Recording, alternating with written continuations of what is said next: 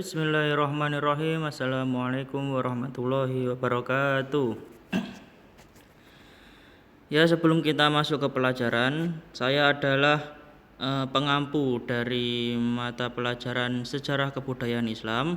Ya, hari ini kita akan belajar walaupun kita tidak bisa bertatap muka secara langsung, setidaknya kita bisa belajar melalui daring atau online. Ya, langsung saja kita akan masuk ke bab pertama. Ya, yang berjudul Nabi Muhammad SAW sebagai rahmat seluruh alam semesta atau rahmatal lil alamin. Ya, saya pengampu dari mata pelajaran Sejarah Kebudayaan Islam kelas 7 Madrasah Sanawiyah Ar-Rahman Tegarrejo, Semayan Nguntoro Nadi Magetan. Ya, nama saya sendiri adalah Muhammad Nizar Khan Firdaus, SIKOM atau Sarjana Ilmu Komunikasi. Ya, langsung saja kita masuk ke subbab pertama.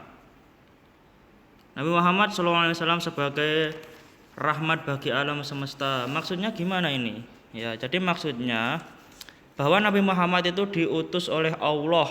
Ya, kalau nabi-nabi sebelumnya itu diutus untuk menegakkan agama Allah, maka Rasulullah Nabi Muhammad SAW itu ditugaskan untuk menyempurnakan agama Allah, yaitu agama yang dibawa Nabi Muhammad, yaitu agama Islam.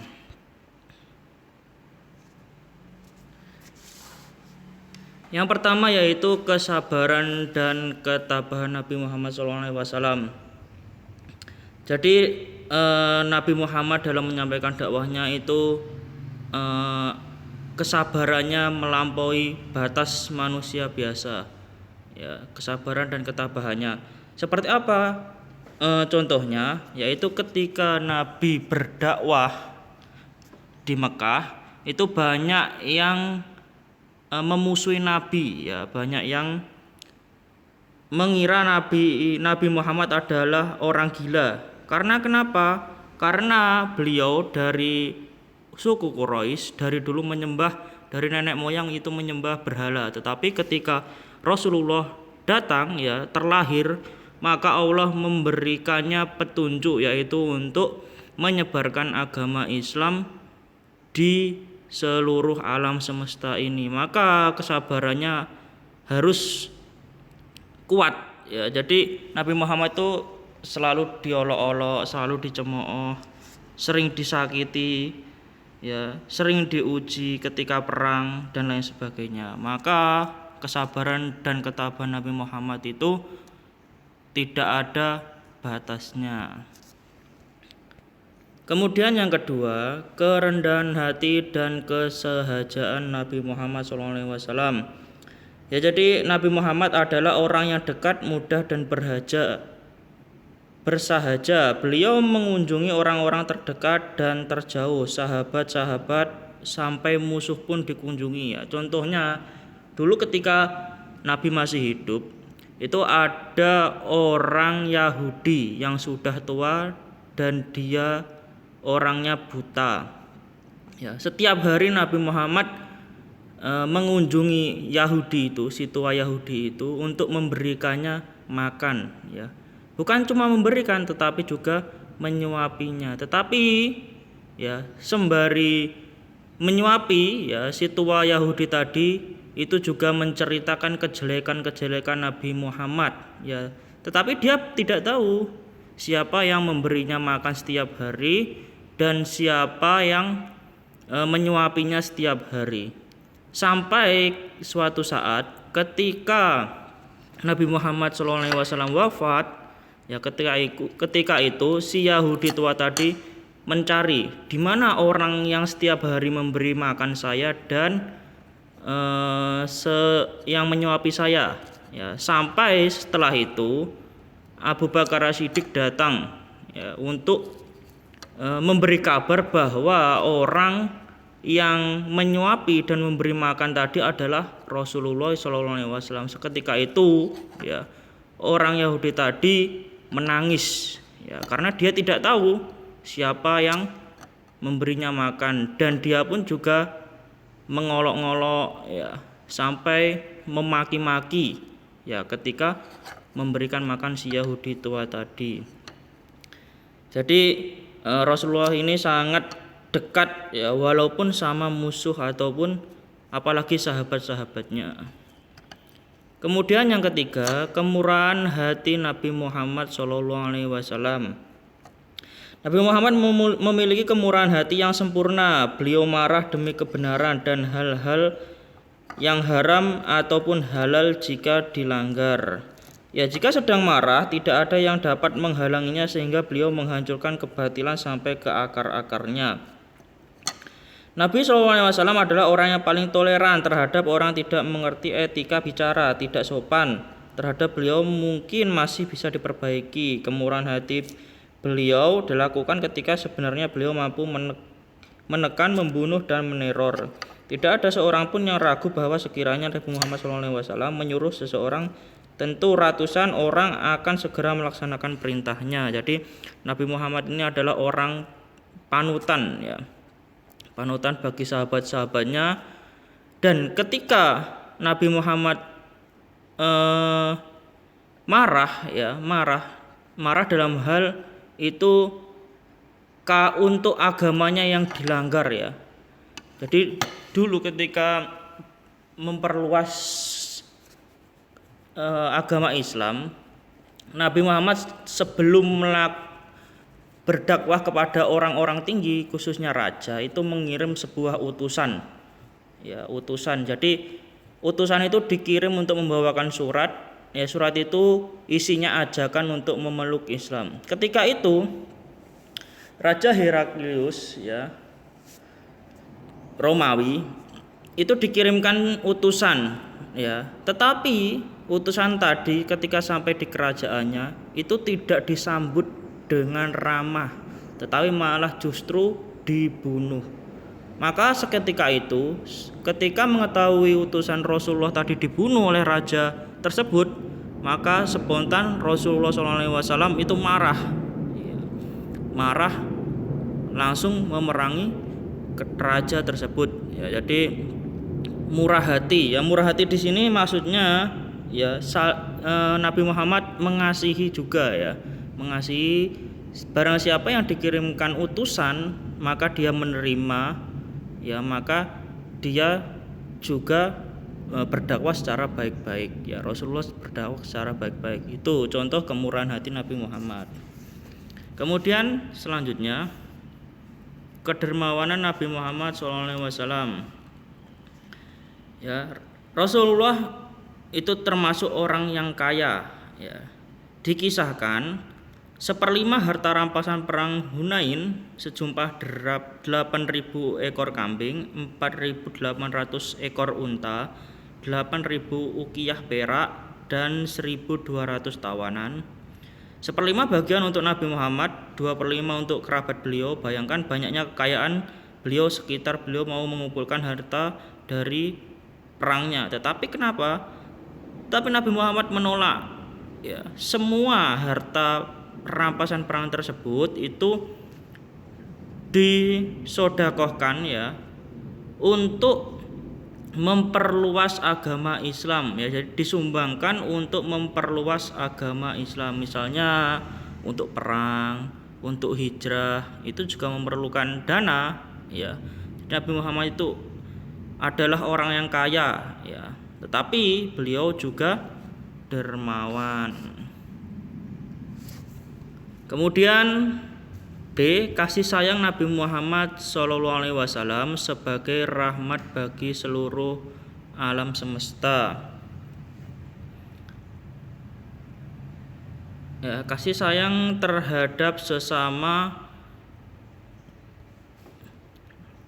yaitu kasih sayang terhadap keluarga ya. Jadi Nabi Muhammad itu sayang terhadap keluarga, kasih sayang terhadap anak-anak ya. Anak-anak ya, walaupun itu musuh ketika perang ya, ketika musuh kalah, anak-anak tetap bukan dijadikan sebagai budak, tapi diajari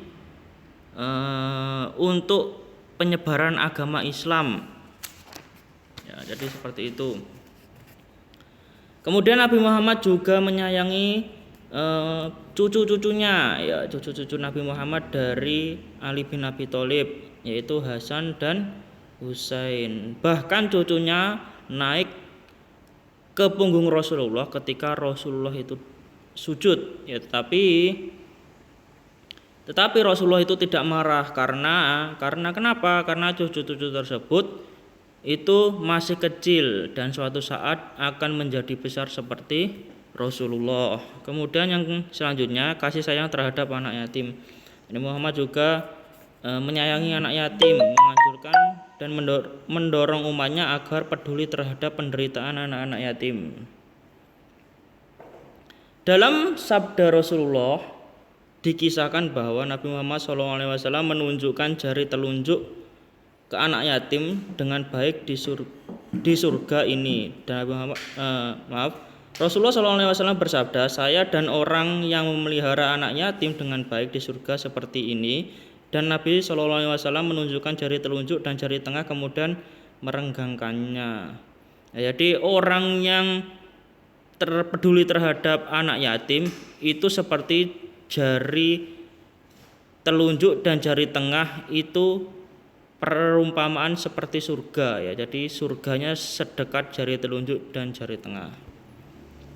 Kemudian kasih sayang terhadap muslim maupun non muslim. Nabi Muhammad sendiri mengajarkan berdakwah agama Islam, ya, tetapi orang non Islam atau orang yang belum memeluk agama Islam itu juga dihormati, ya. Contohnya apa?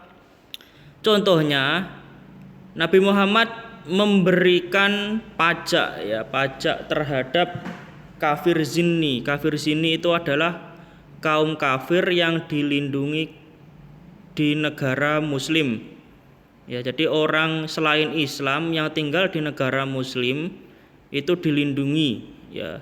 Karena kenapa? Karena Nabi Muhammad itu mempunyai sikap toleran yang tinggi. Kemudian kasih sayang kepada orang yang memusuhinya, ya. Seperti yang saya terangkan sebelumnya, Nabi Muhammad juga menyayangi musuhnya, ya, walaupun itu orang yang sangat membencinya, ya, karena Nabi Muhammad itu seorang yang pemaaf dan tidak pendam. Meskipun sering disakiti oleh kaum Quraisy, beliau tidak pernah membenci mereka. Ketika Abu Jahal yang menyakitinya menderita sakit, beliau datang untuk menjenguk, bahkan mendoakannya agar cepat sembuh. Dan Nabi Muhammad mempunyai sikap yang pemaaf dan tidak pendendam. Kemudian kasih sayang terhadap makhluk hidup, ya. Contohnya yang pertama, kasih sayang terhadap tumbuh-tumbuhan, ya, menanam, merawat, menyiram tumbuh-tumbuhan sekitar rumah. Itu adalah contoh ajaran Rasulullah menyayangi makhluk hidup. Kemudian kasih sayang terhadap hewan, ya, tidak merusak habitat hewan liar sehingga akan terus terjaga kelestariannya. Memberi makan minum kepada hewan peliharaan, menyayangi hewan yang dengan sebaik-baiknya, tidak menyiksa dan menyakitinya. Usaha memberi teman yang sesuai terhadap hewan yang dikurung atau dipelihara agar tidak kesepian. Kemudian kasih sayang terhadap alam sekitar. Ya, jadi Nabi Muhammad itu diutus oleh Allah sebagai rahmatan lil alamin. Maksudnya apa? Ya, jadi maksudnya itu memberi rahmat bagi seluruh alam ini, ya.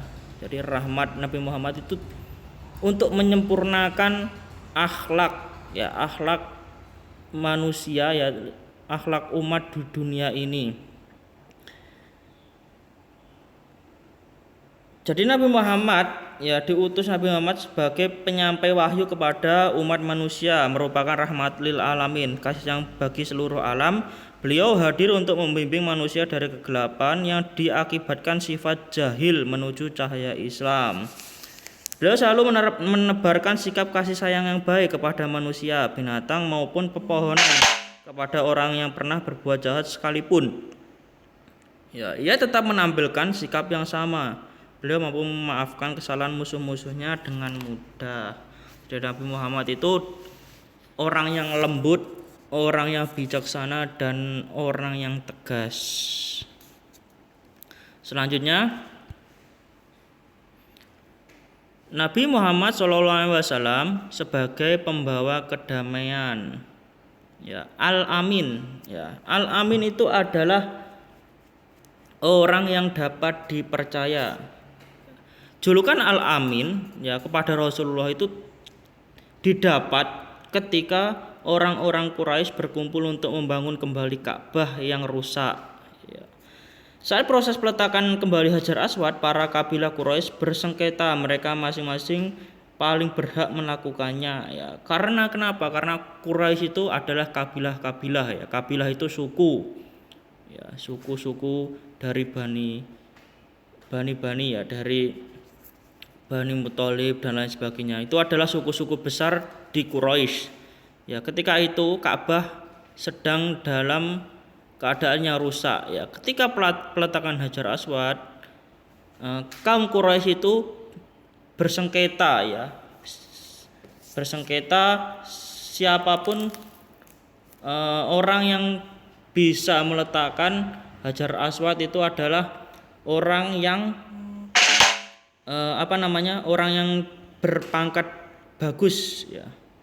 Jadi seperti itu. Jadi ketika itu Rasulullah datang, ketika itu subuh ya. Jadi Rasulullah itu datang sebagai orang yang meletakkan Hajar Aswad yang pertama ya ketika itu. Maka orang-orang Quraisy itu memberikan beliau yaitu Al-Amin, orang yang dapat dipercaya. Kemudian Nabi Muhammad meminta sehelai kain, lalu beliau mengambil Hajar Aswad dan meletakkannya dengan tangannya sendiri. Kemudian selanjutnya yang C, Nabi Muhammad SAW sebagai pembawa kesejahteraan dan kemajuan masyarakat.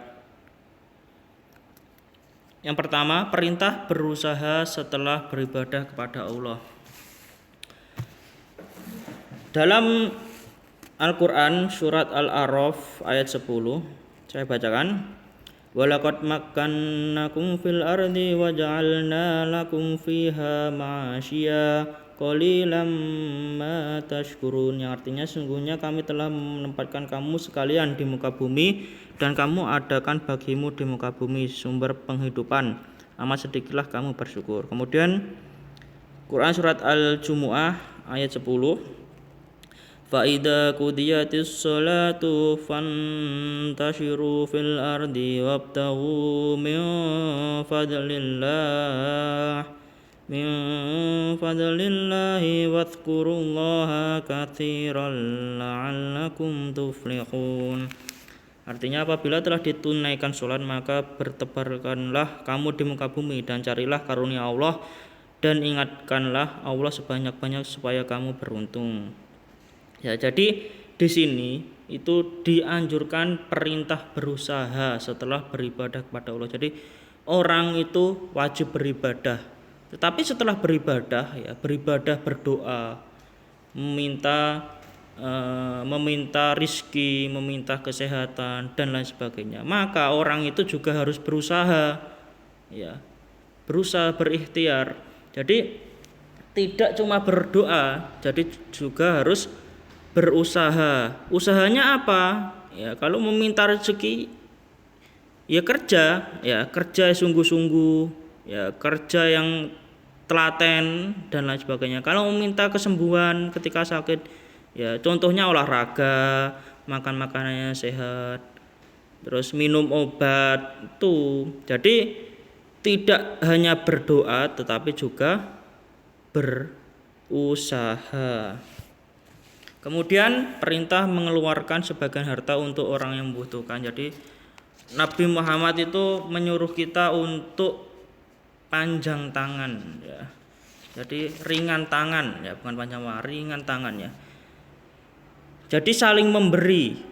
Orang di contohnya saja orang terdekat kita itu pasti banyak orang yang tidak mampu ya, atau orang fakir miskin. Ya, kita sebagai orang sosial itu harus saling berbagi karena penderitaan mereka itu kita juga akan merasakan, ya suatu saat kita akan merasakan gimana jadinya orang yang tidak mampu tersebut. Maka kewajiban seseorang itu adalah memberikan sedikit hartanya kepada orang-orang tersebut. Contohnya apa? Ya, contohnya adalah zakat. Ya, zakat itu adalah salah satu rukun iman, rukun Islam yang wajib dikerjakan, yaitu zakat. Ya. Dengan zakat inilah harta orang yang telah mencapai nisab dikeluarkan dan diberikan kepada orang-orang yang berhak menerimanya. Manfaat zakat yaitu menolong orang yang lemah dan menderita agar dapat menunaikan kewajibannya terhadap Allah, mendekatkan hubungan kasih sayang dan saling mencintai antara si miskin dan si kaya.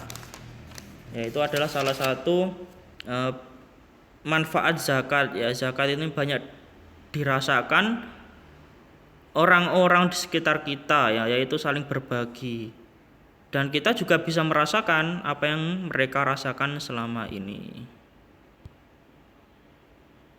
Ya, terima kasih. Ya, sekian pelajaran sejarah kebudayaan Islam kelas 7 ini ya di pagi hari ini.